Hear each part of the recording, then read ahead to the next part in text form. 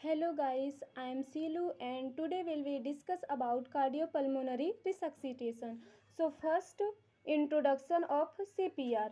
Cardiopulmonary resuscitation is an emergency medical procedure for a patient of cardiac arrest in respiratory arrest. Cardiopulmonary resuscitation एक emergency medical procedure होता है जिसको हम ऐसे patient को दिया जाता है जिनको कार्डियक अरेस्ट हो या तो फिर रिस्पायरेटरी अरेस्ट हो. It is the basic life saving skill utilized in the event of cardiac respiratory और cardiopulmonary arrest to maintain tissue oxygenation. ये एक ऐसा लाइफ सेविंग स्किल होता है जिसका यूज करके हम जो पेशेंट है जिसको कार्डियक अरेस्ट हुआ है, रेस्पायरेटरी अरेस्ट हुआ है या कार्डियोपल्मोनरी अरेस्ट हुआ है, तो उसके जो टिश्यू का ऑक्सीजनेशन होता है टिश्यू में, उसको हम मेंटेन कर सकते हैं. So definition of CPR according to AHA. CPR is an emergency life-saving procedure performed when the heart stop beating. ये CPR एक ऐसा लाइफ सेविंग प्रोसीजर होता है जिसे हम कब परफॉर्म करते हैं, जब हमारा हार्ट है वो बीट करना स्टॉप कर देता है.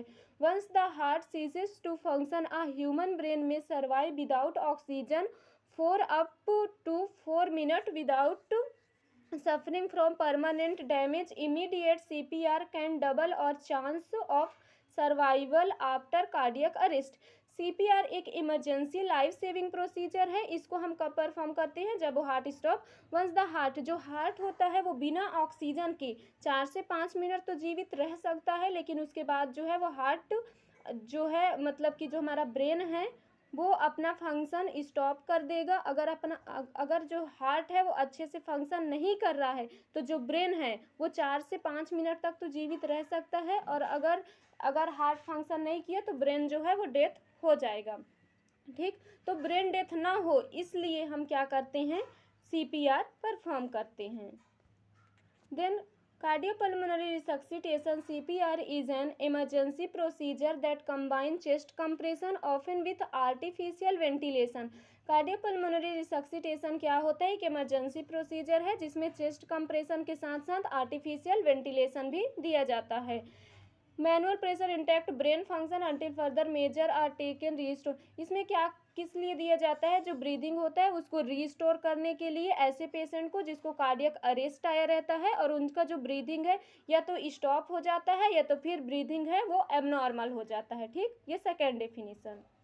Then purpose of CPR to maintain an open and clear airway, to maintain breathing by external ventilation. वो पेशेंट जो हैं जिनको कार्डियक अरेस्ट आ गया तो वो तो अनकॉन्शियस हो गया, उनके पास वो एबिलिटी ही नहीं रहेगी कि वो प्रॉपर ब्रीदिंग ले सकें.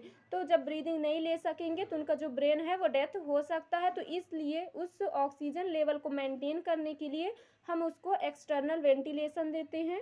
To maintain blood circulating by external cardiac massage. क्या करते हैं, CPR की कंडीशन में जो हमारा हार्ट है वो अपना फंक्शन करना बंद कर देता है, तो उस कंडीशन में हम क्या करते हैं, कार्डियक मसाज करते हैं ताकि जो ब्लड का सर्कुलेशन है वो मेंटेन रहे. To save life of the patient को लाइफ को सेव करते हैं. To provide basic support till medical and advanced life support arrives. Then indication of cardiac arrest, मतलब इंडिकेशन ऑफ CPR, मतलब किन किन पेशेंट को हम CPR दे सकते हैं. सो फर्स्ट है कार्डियक अरेस्ट वाले पेशेंट को respiratory arrest.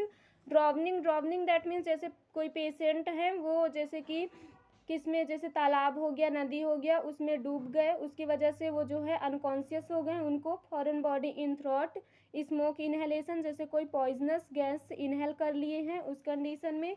Drug overdose, suffocation, accidental injury and comma.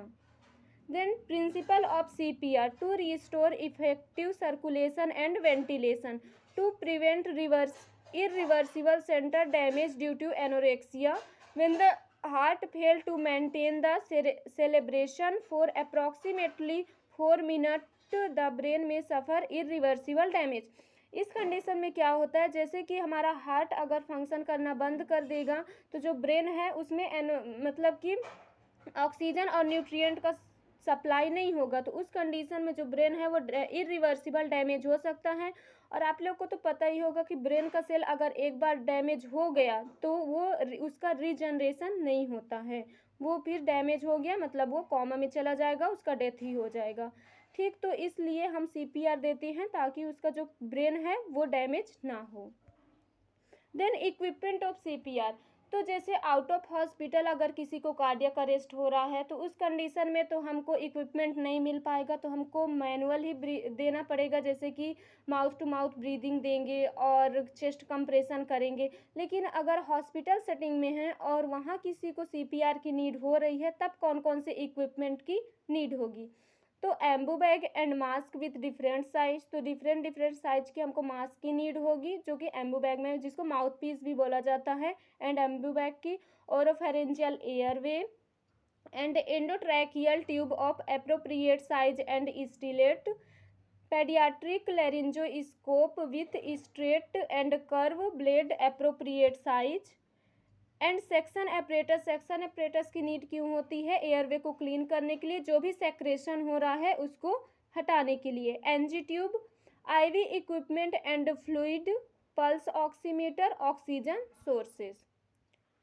And automated external defibrillator, जो जैसे कि कार्डियक अरेस्ट होता है तो जो हार्ट है उसका फंक्शन क्या हो जाता है, स्टॉप हो जाता है, तो उसको रीजनरेट करने के लिए हमको एक्सटर्नल डिफिब्रिलेटर की भी नीड होगी। देन इमरजेंसी ड्रग्स की नीड होगी एंड कार्डियक मॉनिटर की नीड होगी, इसलिए होगी कि उसका देखने के लिए पल्स, BP, रेस्पायरेशन। ठीक, फिर आता है step in CPR। Before starting CPR हमको क्या क्या चेक करना है, इज द पर्सन कॉन्शियस और अनकॉन्शियस, हमको चेक करना है कि पर्सन जो है वो कॉन्शियस है कि अनकॉन्शियस। अगर ऐसे बेहोश हो गया पर्सन तुरंत जाके उसको CPR नहीं देने लग जाना, पहले देखना है कि वो आखिर कॉन्शियस है या अनकॉन्शियस है। ठीक, तो इस चीज़ को चेक करने के लिए हमें क्या करना पड़ेगा, तो अगर पर्सन अनकॉन्शियस है, अगर देखेंगे कि पर्सन जो है बेहोश पड़ा है तो हम जाके उसको क्या करेंगे, टैप करेंगे और सेक करेंगे उसके शोल्डर में एंड आस्क लाउडली बोलना है आर यू ओके। अगर पेशेंट कॉन्शियस है तो वो रिस्पॉन्स करेगा और अगर पेशेंट अनकॉन्शियस है तो वो कोई रिस्पॉन्स नहीं करेगा। If the person does not response call local emergency number and begin CPR। हमको क्या करना है, पहले सेक किए, टैप किए, उसके बाद पूछे आर यू ओके, आपका नाम क्या है। अगर पर्सन कोई रिस्पॉन्स नहीं कर रहा है तो हमें क्या करना है, जो इमरजेंसी नंबर है उस पर कॉल करना है CPR से पहले। देन एयरवे, अब उसके बाद अगर पर्सन रिस्पॉन्स नहीं कर रहा तो उसका एयरवे देखना है कि कहीं एयरवे में कोई ऑब्स्ट्रक्शन तो नहीं हो गया जिसकी वजह से उसकी ब्रीदिंग नहीं ले पा रहा है और वो बेहोश पड़ा है। क्लियर, तो क्या करेंगे, अगर कोई ऑब्स्ट्रक्शन है तो क्लियर करेंगे एयरवे को। Open the person airway using head tilt chin lift method, उसका यूज करके हम उसके एयरवे को ओपन करेंगे। चेक फॉर नॉर्मल ब्रीदिंग, उसका नॉर्मल ब्रीदिंग को चेक करेंगे कि ब्रीथ ले पा रहा है कि नहीं।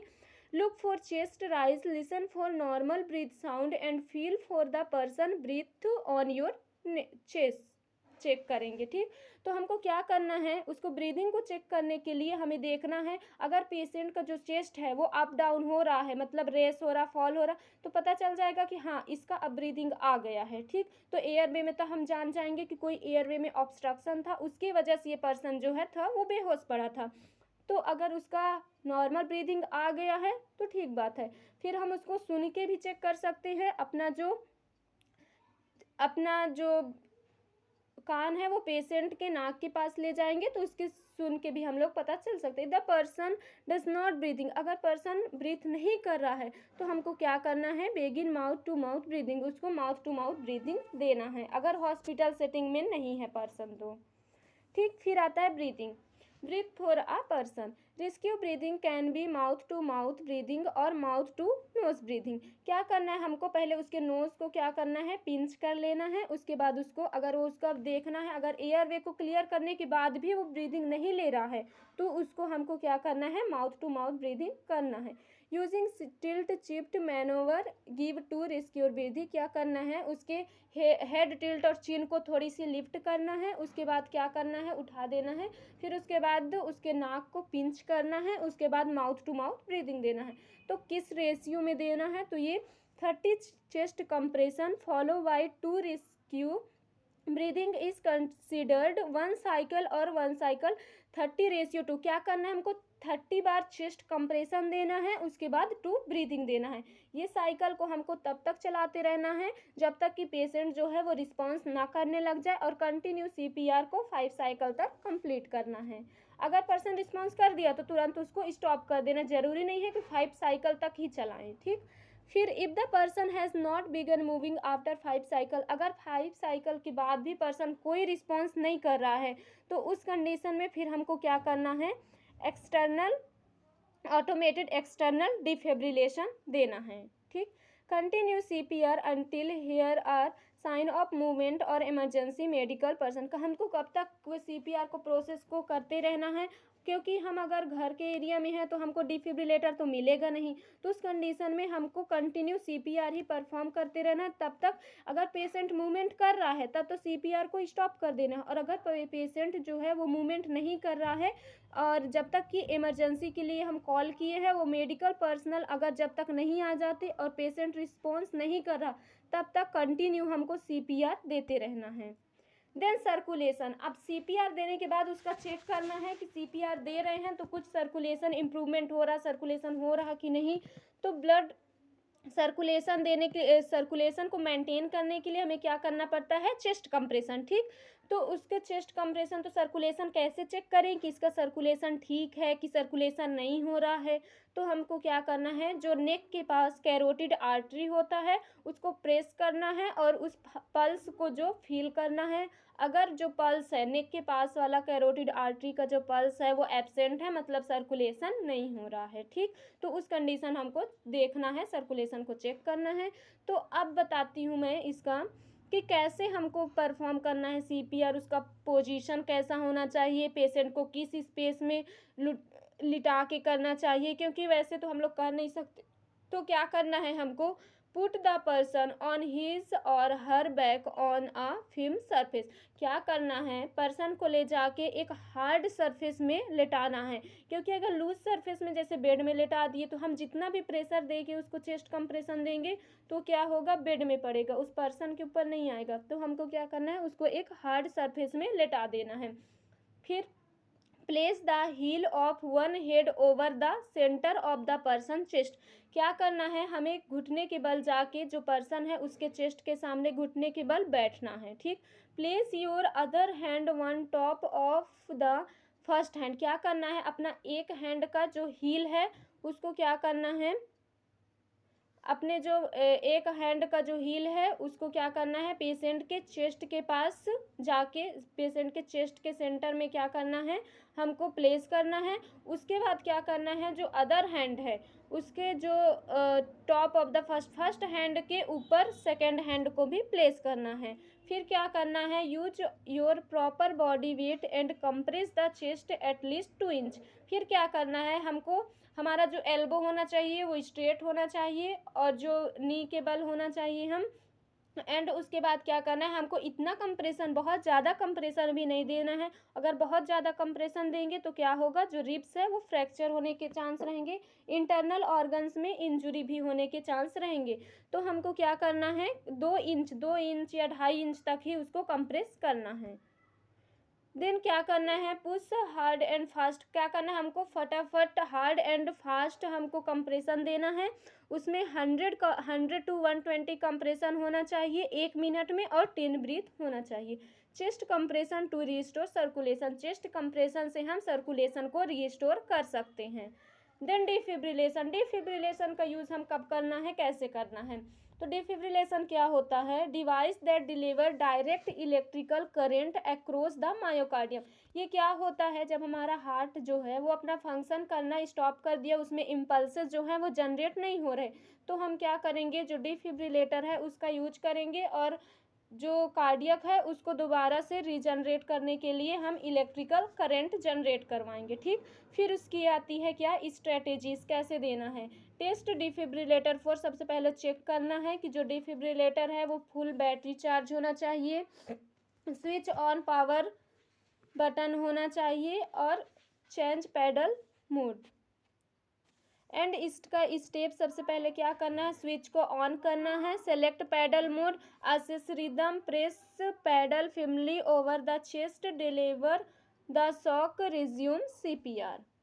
And nursing management then maintain airway pattern with use of airway adjust and require section high flow oxygen with oxygen or bag value mask ventilation. हमको क्या करना है, उसके एयरवे को मेंटेन करने के लिए हमको क्या करना है कि उसको हाई फ्लो वाला ऑक्सीजन देना है. ठीक. Assist with intubation and securing of ETT, insert gastric tube. And अगर जैसे कि पेशेंट है उसको अगर मैनुअल ब्रीथिंग से मतलब कि उसका रिस्टोर नहीं हुआ तो हमको क्या करना पड़ता है, आर्टिफिशियल ब्रीदिंग देने के लिए ET ट्यूब इंसर्ट करना पड़ता है. तो अगर वो इंसर्ट हुआ है ये तो फिर GI ट्यूब है, गैस्ट्रिक ट्यूब है, उसके में इंसर्ट है तो उसको हम लोग को अच्छे से सिक्योर करना है. ठीक. And assist with ongoing management of airway patency and adequate ventilation. हमको देखते रहना है कि जो पेशेंट है उसको एडिक्वेट वेंटिलेशन मिल रहा है कि नहीं. Support experience staff by coaching guidance examples drug preparation. फिर अगर ड्रग्स की नीड है तो ड्रग प्रिपरेशन करना है. If a shockable rhythm is present ensure manual defibrillator pads are apply and corrected. अगर हमको ज़रूरी है कि अगर वो शॉक की कंडीशन में जा रहा है तो उसको हम फिर से डिफिब्रिलेटर देंगे. Then if CPR is in progress prepare and independently double of adrenaline. हमको क्या करना है, अगर CPR मतलब कि CPR प्रोग्रेस में है तो हमको एड्रेनालिन को भी प्रिपेयर करना है. Prepare and administer IV fluid. हमको IV फ्लूइड भी एडमिनिस्टर करना है. Document medication administer. जो भी मेडिकेशन प्रिस्क्राइब हुआ है डॉक्टर के थ्रू उसको भी हमें एडमिनिस्टर करना है. Then complication. तो अगर हम CPR प्रॉपर वे से नहीं दे रहे हैं तो क्या क्या कॉम्प्लिकेशन हो सकता है. ठीक. तो रिब फ्रैक्चर, अगर बहुत ज़्यादा फोर्स से अगर 2 इंच से ज़्यादा दे रहे हैं तो रिब फ्रैक्चर होगा.